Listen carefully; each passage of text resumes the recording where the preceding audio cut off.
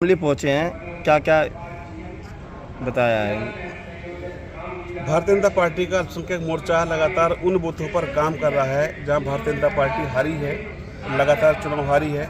ऐसे बूथों पर हमारे 11 लोगों की कमेटी बने, उस कमेटी में 30% की भागीदारी महिलाओं की हो और उसके बाद हम जो पोलिंग एजेंट बनाएं बूथ के अध्यक्ष के साथ साथ, उसमें मुस्लिम महिलाएं बूथ अध्यक्ष बने, पोलिंग एजेंट बने, ऐसी चिंता कर रहे हैं ताकि जो बुर्के की आड़ में या पर्दे की आड़ में फर्जी मतदान होता है, किसी का वोट कोई डाल जाता है, इस बार रोक लगाने की हमारी योजना है। और निश्चित रूप से इससे भारतीय जनता पार्टी को डबल फायदा होगा कि या तो हमारा वोट गलत रुकेगा या हमारे पक्ष में डलेगा। हमारी यही प्रयास है कि हमारा खिलाफ पड़ने वाला वोट रुके और हमारा वोट बढ़े। क्या आप मानते हैं कि पहले भी इस तरीके की फर्जी वोटें डली है?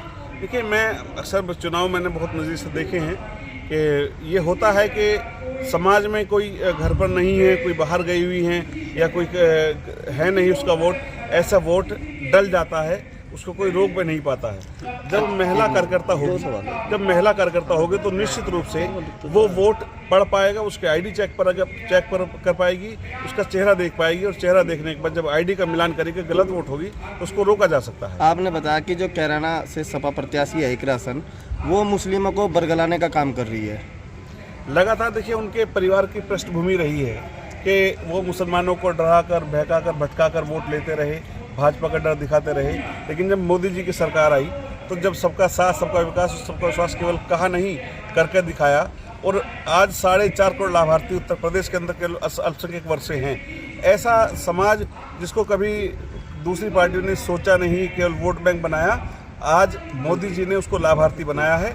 और निश्चित रूप से जो वो कई सारी उनकी वीडियो इस तरह की वायरल हुई हैं कि आप हिंदू से सामान मत लो या इस तरह का कोई, मैंने कई बार इस तरह की चर्चाएं देखी कि वो भड़काने का काम करते हैं, समाज को बांटने का काम करते हैं। भारतीय जनता पार्टी को दिया गया वोट मोहब्बत बढ़ाता है और समाजवादी पार्टी को दिया गया वोट नफरत बढ़ाता है, क्योंकि वो समाज को अलग करने का प्रयास करते हैं। ठीक, आपने कहा है कि मुस्लिम महिलाओं के लिए कहा है आपने कि बुरखे के अंदर फर्जी मतदान। देखिए, ये जो जिसका वोट है वो डाल पाए और किसी का वोट कोई और ना डाल पाए, नकाब के आड़ में, बुर्के के आड़ में वोट का सही अधिकार हो, सही मताधिकार हो, हमारी चिंता ये है।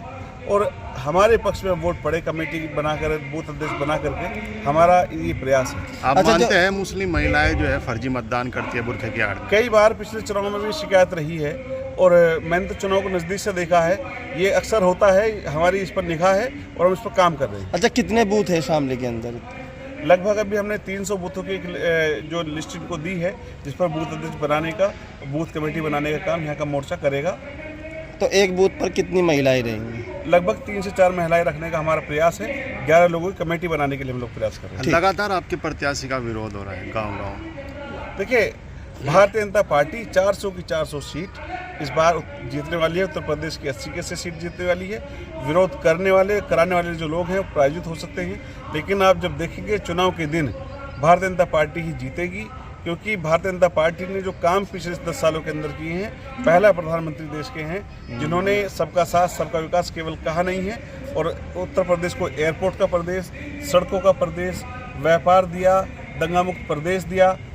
ऐसी सैकड़ों योजनाएं हैं जो लोगों को लगातार जोड़ रही हैं, आगे ला रही हैं, बढ़ा रही हैं। और निश्चित रूप से लोगों का मानना है ये चीज़ें मुख्यमंत्री जी और प्रधानमंत्री जी ने लिया है, लेकिन जो क्षेत्रीय सांसद है वो जनता के बीच ही नहीं जाते, दूरियां बनी हुई। उनका बेटा गांव-गांव जाके माफ़ी मांग रहा है, क्या ये विडम्बना समझते हैं आप इसको? नहीं, मेरी जानकारी में नहीं है। मैं तो बहुत सारे लोगों से मिला हूँ, बहुत सारे लोगों ने उनकी तारीफ़ की है।